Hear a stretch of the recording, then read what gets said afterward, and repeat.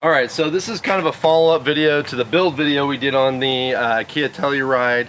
All we're really trying to do is accomplish a few things here in this video. One, I'm going to try to answer a few of the questions that you guys had from the build video, while at the same time I'm going to be installing the fridge slide that I have here in the box still from DFG Off-Road. The fridge is going to go here. It's going to go right over the battery. And some of you guys had questioned on how I was going to access the battery and everything once the fridge slide and everything is mounted in. And how we're going to do that is we're going to build a framework out of Unistrut inside the vehicle. It's not going to be just for the fridge slide. It's also going to be so that I can have some shelving back here on this side of the vehicle, along with a barrier that's going to go up and protect the dogs from my gear. So if I have to hard brake or something like that, my gear is not going to go flying forward and end up on the dogs, or end up in my lap for that matter. So, but it's going to sit on top. It's going to sit on top of the battery on this side. And what we're going to do is this side is going to be open. Now, typically you have a piece that goes over top of this, and it's a one piece that goes over the entire cubby area, but we're going to make a new piece out of plywood, and we're going to split it in half. So the side over the battery is going to have a half, and then this side over here where I have some extra gear like recovery gear tools, things like that, it's going to have a half. And I'll be able to access this side easily if I actually need to do some major work on the battery. If I can't reach in and do whatever I need to do from this side, the whole framework will be able to come out of the car easily. Nothing is going to get bolted to the inside of the vehicle. It's going to be laying on top, and then I'm going to use ratchet straps and go down to the seat mounts and ratchet strap it to keep it from shifting around inside the car, and that's how it'll go. So if I do in a pinch have to get to where the battery is, something's not working,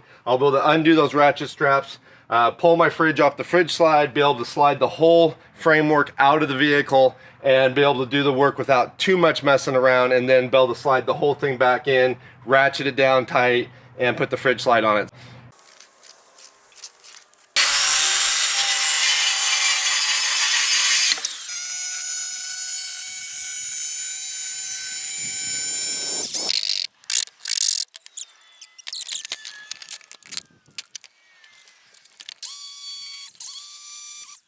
Alright, so now that I've got the new cover for the cubby hole made, this will allow us to, basically open up this side individually from this side.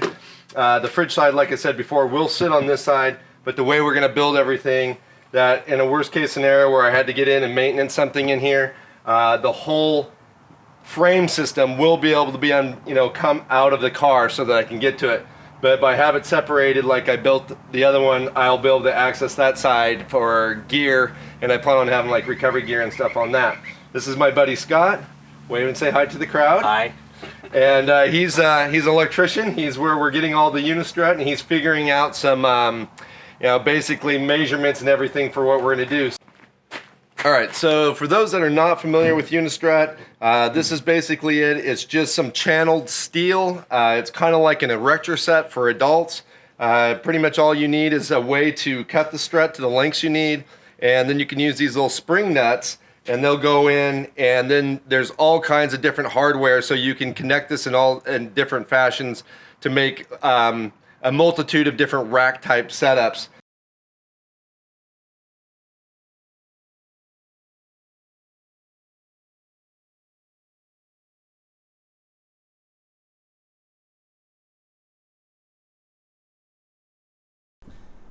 Alright guys, so we got a few pieces cut. Scott's now working on assembling the bottom part of the framework and putting the fridge slide together on it. And so basically we're just using the spring nuts and connecting that to the bottom rails that we put on. That's going to kind of make up the base of it, and then we'll go ahead and start building the shelf structure.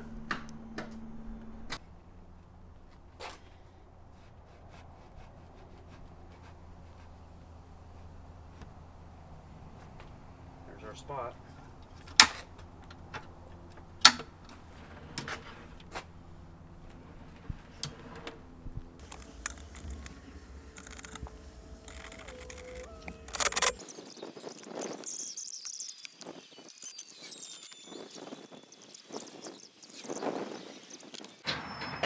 All right, so we've gotten quite a bit done. We've got all the uprights in. We've got the platform and everything for the shelf ready to go, all the framework there. Scott's working on right now, working on a cross piece to add some rigidity, which will also create a block, so when I shove gear this way, it doesn't want to push forward. And then, like I said, there will be a shelf that goes right over the fridge right here. This will be a rail, so that stuff that's on the shelf won't fall over into this area. And then, of course, we have the back portion there, so that basically all the gear can go forward and the dogs can be forward, and we won't have to worry about gear hitting, falling on them. So yeah, everything's coming together. I'll probably start working on cutting the piece of plywood for this shelf while Scott finishes that piece up, and then I think we'll be pretty close to done. All right, guys, well, we're all done. We got the shelf in there the way I want. We got a nice little barrier here so I can shove stuff up on top of the shelf and it won't fall over on this side.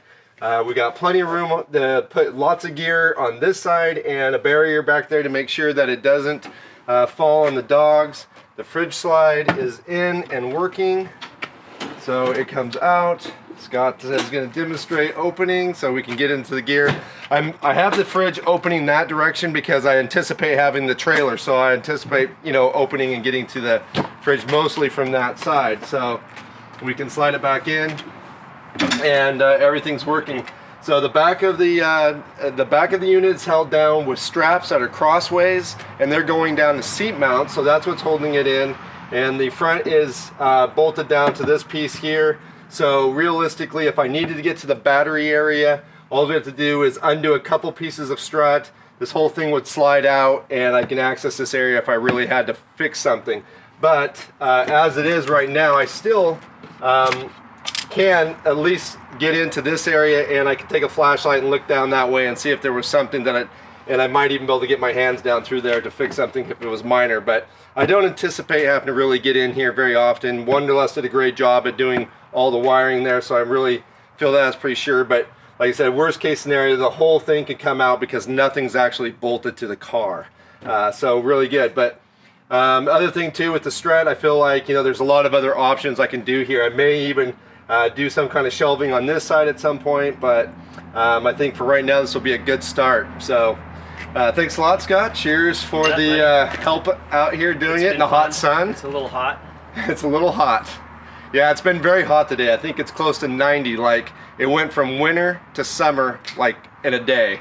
So, but yeah, really excited about this. I think this is going to work out great. So we're going to have a beer, relax, and appreciate our work and enjoy the rest of this day. So I hope you guys enjoyed this video. Hope it gives you guys some more ideas of how you think you can use Unistrut in your own overland projects. If you like this video, please give it a like. And if you're new to my channel, please subscribe, check out some of the other videos, and I'll catch you guys again outside.